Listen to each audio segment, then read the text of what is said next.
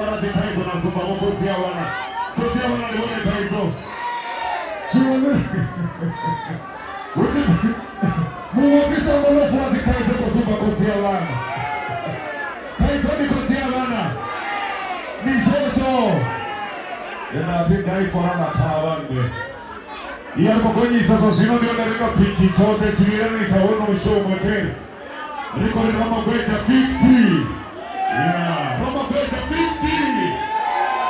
Niko ni rabeliza wanone anganaishi giza tena.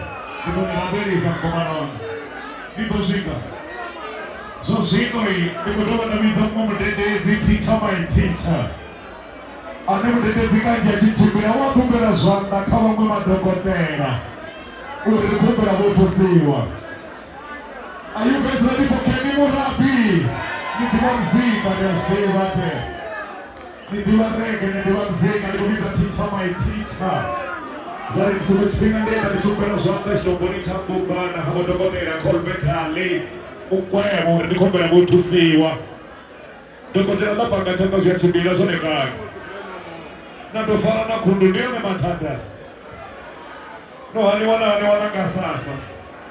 Na zaba gore ubai kasi ya haraka. Ya matanda ni mangisha wero. Ya nichesema pote. Aida, leo tukukubura sawa tu ngakao. Wakipande zego tamba hiyo sana. Niko ni amugai. Sana wale wanaselena. Kenny Murabi bakwana botichere. Mudedezi wa English wachukua. Atika leo wachipita ni unprepared physically kabale no da. Rolichi coronary makuani. Ikale kunika hizi. Niana kwa mikukuni. Uko ndo itani muria karati. Ushirotela mazeni.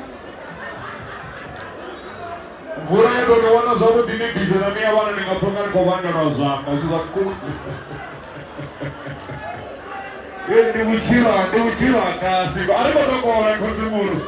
Iyo nuna mvura sabu diwa bizi. Ina ya zifango. Vataka fonda kwa bandu wa zamba. Niko mvura ya kosi. Jivu simogoma dhuruba simu hachi wabeka na mshimo ya mula kuru wa findu wa kampala pala. Kani Murabi mbuti chari chicha.